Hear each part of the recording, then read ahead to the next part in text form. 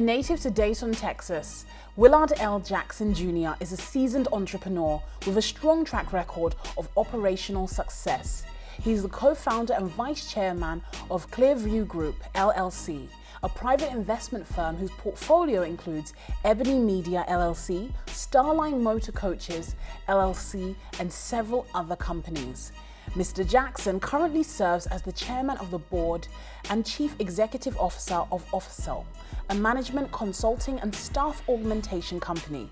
For the last 20 years, Mr. Jackson was the founder, owner, and CEO of Metroplex Core Industries, a provider of environmental site assessment, project management, and tank cleaning services to the oil and gas industry.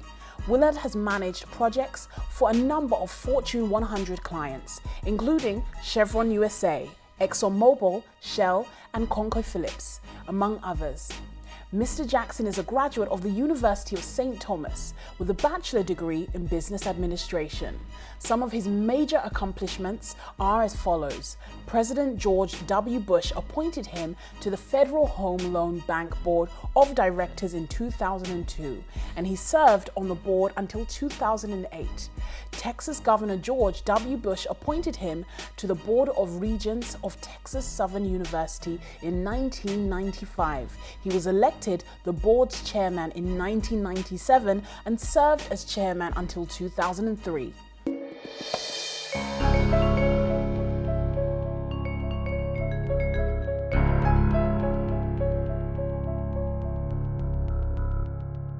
Now, we always have the privilege of sitting with amazing entrepreneurs just like yourself. And one of the first questions I love to find out is really about the background of what makes you the man you are today, the businessman. So please tell me, what is your background like and what's influenced you to become the person you are today? It started obviously with my upbringing, and I was fortunate to be raised next door to my grandfather. My grandfather was an entrepreneur. Had an 8th grade education and started his business at a young age, and he did quite well. What business was he in? He was in trucking business. He had a different landscaping business and several different businesses. And he just instilled this value of, look, go to college, get a degree in business to put to use for yourself. And so I grew up watching my grandfather be an entrepreneur. And as a result, that seed was planted, and that's all I wanted to do. Did you know what industry you would become an entrepreneur in? Was there anything that you had a passion in when you were younger that you felt like, okay, this is what I'm going to be? Or did you think it was going to be trucking? I did not. If people would ask me, okay, they knew I wanted to own my own business when I got out of college. Well, what business did you want to own, Willard? Or start? I said, I don't know. Where were you going to get the capital? I don't know. I never even focused on those aspects of the pursuit to be a business owner. And so I approached it from the standpoint of just being opportunistic. And so as I was just kind of canvassing and just looking for different opportunities that I think I would have a passion for and what have you, it just surfaced. But the drive was to be an entrepreneur, to own my own business. Really did not know until later in college which route I was going to take. And how did you actually stumble upon that route? What was the journey to finding out which industry you would then end up in? Interesting story. So my college roommate, his family owned a ranch. And in the back of the ranch, his father had these 18-wheel tanker trucks that lined up, and they were growing weeds up around them. And what had occurred, that he had invested in an oil service business that had gone bankrupt, and he got the equipment back as collateral. And it was just sitting out there, and I'd been watching and looking at those trucks for like 2 years. And it never dawned on me until later, when I was starting to really get serious about wanting to start a business, that I'm gonna approach my roommate's dad and put together a proposal to let me start that trucking business back up. And it happened. He agreed, he backed me. I was 23 years old. and off and running. And you really did not stop once that trail set off. You are a seasoned entrepreneur with quite a solid number of businesses and different industries that you've managed to actually successfully navigate. Now, talk to me about your startup journey that led to where you are today. Some of the lessons I learned from my mentors, my roommate dad being one, my grandfather being one, that really freed me up was my roommate dad owned hospitals, and he wasn't a doctor. And that puzzled me because I thought you had to be a doctor to own a hospital. And he told me, listen, Willard, you don't have to be a doctor to own a hospital. And once I realized that, he was a businessman. He said, look, I'm the businessman. We hire the doctors, and you could apply that to any business. Well, that freed me up to really look at opportunities differently. And so as a result, as an entrepreneur, as a business person trying to grow businesses, the opportunities just became wider and more vast because of the fact that I didn't have to be an engineer to own an engineering company. I'm now in the publishing business. I'm not a publisher or writer. And so that basic concept of knowing that I didn't have to be a doctor to own a hospital just freed me up. I found it quite interesting because CVG Group is a private equity firm, and you have a very large diversified portfolio. But I feel that you really kind of shot into the limelight once you acquired Ebony Media. Yes. Now talk to me about the goal of CVG and the impact that you're hoping to make by investing in African American communities and specifically the media industry. Yeah, so when you look at our portfolio, it speaks to what I was just talking about. There's no rhyme or reason. Yes. When you look at the companies that we have acquired, basically there are no synergies outside of finance, accounting, those kind of back office synergies. And again, those were opportunities that presented themselves that made sense for us, and so we would buy those businesses. Yeah. Going into the Ebony and purchasing Ebony was not on my radar. The Johnson family, Lyndon Johnson, had decided to sell the Ebony and Jet platform, and they had gone out and got a buyer and spent about 10 months dealing back and forth with that person, and the deal fell through. I was there visiting with her and her family when it fell through. And just out of nowhere, when we were discussing it, I said, well, why don't we buy it? Just on the spur of the moment. And she said, really? And I said, yeah, we'll buy it. And from there, we started the process, and 5 months later, I wake up and now own Ebony and Jet magazine. And it's one of those deals where, now what? But the reason that I really pursued and was open to doing it is because, like most of us, I grew up on Ebony and Jet and held it in such high esteem that given the opportunity to carry Mr. Johnson's legacy forward was, to me, a once-in-a-lifetime opportunity. It's one that I have deep passion for, to see it continue on. Next year, 2020, will be our 75th anniversary. And so my goal is to see it go on for another 75 years. And so it's a long-term play for us. We've got some very exciting things that's going to be coming out of the platform. And so, again, I looked at Ebony Jet like no other business opportunity I've ever looked at.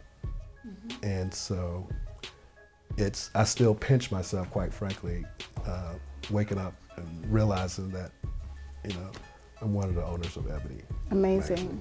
And when I do look at your portfolio, and there is no reason or rhyme to any of the businesses that you've been invested in, so I can only think that there's a common denominator in yourself, which attracts you to each of the opportunities that you invest in. What is it that drives you to invest in from one business to another? What is the thing that you have to feel or look for as an entrepreneur that motivates you? You know, I would think from a business perspective, first it's the sector that the business is in, and if it's one where I feel like I can bring value, that's a box check. Then the second component would be the management team. You know, who's the management team? What's the legacy of the business?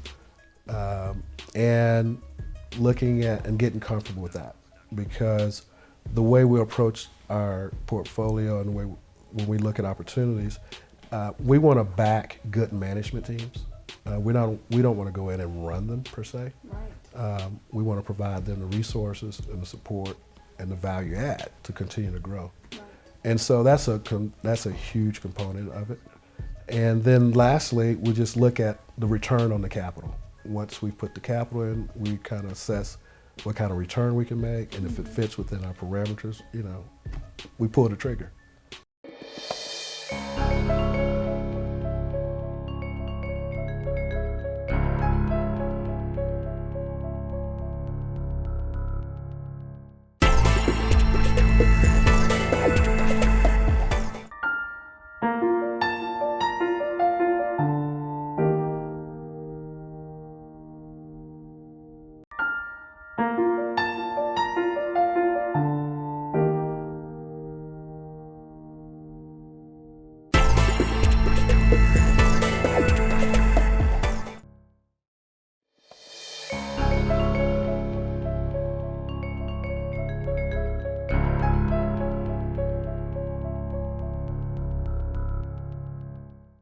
Right. And when I look at most entrepreneurs' journeys, it's natural that you're going to have highs and lows.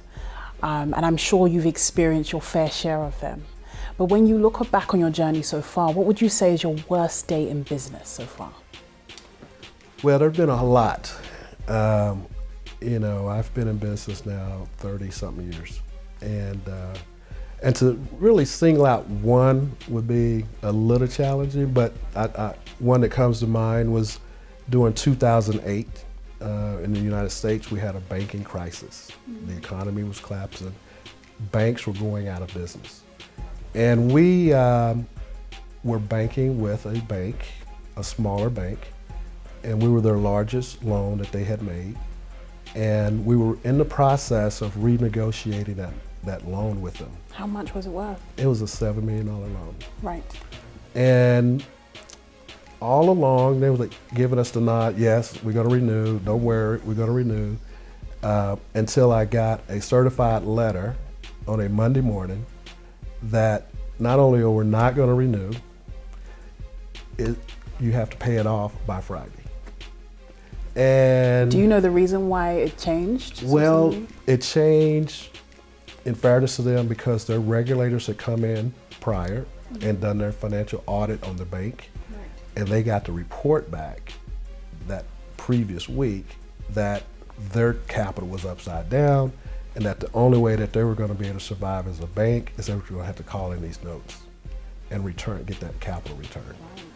And so it was one of the most petrifying days I've ever had in business, because to have that dropped on you in the middle of the worst banking crisis that I'd ever lived through. No banks were lending money at the time. I had close to 400 employees, and now we were facing losing the entire business, being forced to do something drastic like file bankruptcy or something, which I've never had to do. It was petrifying. And I thought and, you know, just kind of spent a few days just really trying to figure this out. You said you spent a few days, but you only had a few days to really pay it off. So what was going through your mind when you realized, how many days was it? About 7 days? So it was actually about 5 days. Oh, goodness. Because I got the letter that Monday morning. Right. So once you open that letter, you're in your office, right? In the office, first of all, I couldn't believe it. And I called them and they explained what was going on, and they had no other options. Okay. And there's no way possible that I could go find another lender or what have you, I didn't think. And I was actually paralyzed there for a couple of days of what am I going to do? You know, business is getting ready to go down, what have you. And literally in the middle of the night, it dawned on me to call my largest customer. And I called that customer and I said, listen, I'm in a real pickle here. You know, our bank has called our note, not because of anything we've done. We're current and we've made our payments. I have about 100 and some employees working for you. And if I don't get this note paid off by Friday, they're gonna foreclose on the note. We're not gonna be able to make payroll, and the business is gonna go under. And as a last resort, I'm calling you to see if there's anything you guys could do to help me, which was totally out the norm for them as well as me. But hey, I had nothing to lose, so I asked him. That was on Wednesday. And he said, well, listen, I'm getting ready to jump on a plane. Let me get back with you. And so Thursday, didn't hear anything Thursday morning, and I was getting really nervous. Thursday afternoon, I get a call that, hey, listen, Willard, this is the CFO of the company. We talked to the chairman, and we have decided that we will loan you the money to pay off that note, and we will then carry that note for you while you go out and find new financing. Amazing. And it was the best phone call I've ever gotten in my life. How much time did you have between that phone call and the deadline now? 1 day. Oh, goodness. So this is on Thursday. And we had already scheduled a meeting with the bank on Friday. They wanted me to come in on Friday to discuss options of them foreclosing the note and going into this whole spiral. And the best feeling ever was walking in there that morning. They're scared too. They're feeling really bad about having to put us in this position as well. We had a great relationship, and they were waiting on me to walk in. Everybody's quiet. And I said, listen, before we get started, I would like to just tell you that I've arranged to pay the note off in full, and that all I need from you today are wiring instructions and final payment. How did you feel delivering that message? It was the best message I've ever delivered. And they were shocked and elated. And we all just, shook hands and sit around and just talked about how close it came to being a disaster here. But so that's one of the ones that come to mind. But there's been others. In retrospect, before you got to this point where the bank had actually decided that they were going to do this, would there have been anything you would have done differently to kind of avoid that situation altogether as a business person? In that particular situation, no, because we knew the bank was coming due, the bank note was coming due that May 30th. We started renegotiating and started having discussions with the bank in March, which is ample time to get the note redone.